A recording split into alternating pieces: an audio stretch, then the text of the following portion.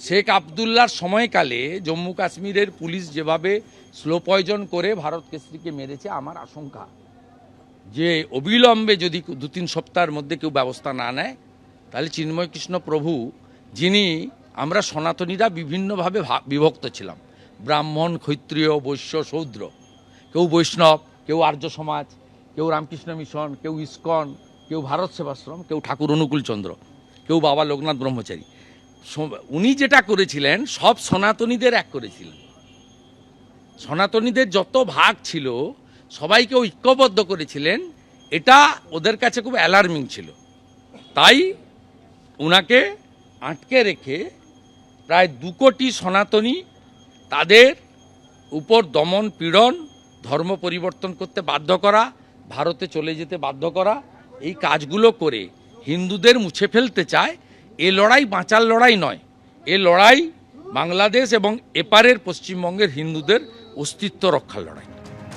আমি আরেকবার আপনাদের বলবো, আজকে দিনের অন্যতম বড় খবর যেটা ছিল, চিন্ময় কৃষ্ণ দাসের জামিনের আবেদন আজকে খারিজ করে দিল চট্টগ্রাম কোর্ট। আমরা সরাসরি কথা বলবো, সুকান্ত মুখোপাধ্যায় আমাদের প্রতিনিধি রয়েছেন।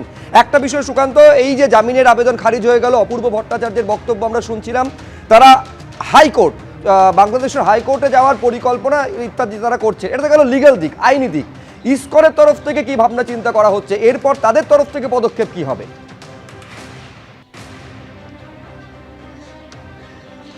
দেখো, ইসকনের তরফে তারা যেটা ভাবছেন যে আন্তর্জাতিক আদালতে তারা আবেদন জানাতে পারেন, তার পাশাপাশি ন্যাশনাল হিউম্যান রাইটসকেও গোটা বিষয়টি নিয়ে তাদের পদক্ষেপ তারা চাইতে পারেন। তার কারণ আজকে মূলত তাদের যেটা আশা ছিল যে আজকে হয়তো প্রায় 42 দিন ধরে কারাবন্দী অবস্থাতে রয়েছেন চিন্ময় কৃষ্ণ, এবং আজকে সম্ভবত তার জামিন হতে পারে।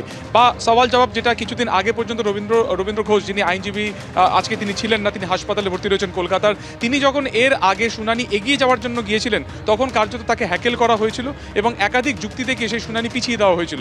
ঠিক সেই জায়গা থেকে আজকে তাদের প্রাথমিকভাবে যেটা ইসকন কর্তৃপক্ষ মনে করছিল যে শুনানিকে আজকে হতেই দেওয়া হবে না, নাকি প্রথমেই ফের জামিন আজকে খারিজ করে দেওয়া হবে। কিন্তু আজকে পারতপক্ষে দেখা যায় যে শুনানি সেখানে হয়, কিন্তু পরবর্তীকালে জামিন খারিজ করে দেওয়া হয়। কিন্তু এই শুনানি হয়েছে, আদৌ কতটা হয়েছে ঠিক সেটা নিয়ে একটা যথেষ্ট সন্দেহ রয়েছে ইসকন কর্তৃপক্ষ। তার কারণ ইতিমধ্যে যে সমস্ত ভিডিও ভাইরাল হয়েছে বা তাদের হাতে এসেছে, তাতে দেখা গেছে যে সমস্ত আইনজীবী প্যানেল আজকে সেখানে সওয়াল জবাব করতে যাচ্ছিলেন, তারা যখন কোর্টের থেকে যখন বাইরে আসেন তখন তাদেরকে কিন্তু বিভিন্ন কুরুচিকর ভাষায় তাদেরকে আক্রমণ করা হয়। ফলত তারা এখনো আশঙ্কা প্রকাশ করছেন যে হয়তো লোয়ার কোর্টে যেখানে তার জামিনের শুনানি চলছে সেখানে হয়তো তার সেখানে তিনি জামিন নাও পেতে পারেন, বারবার তা খারিজ হয়ে যেতে পারে।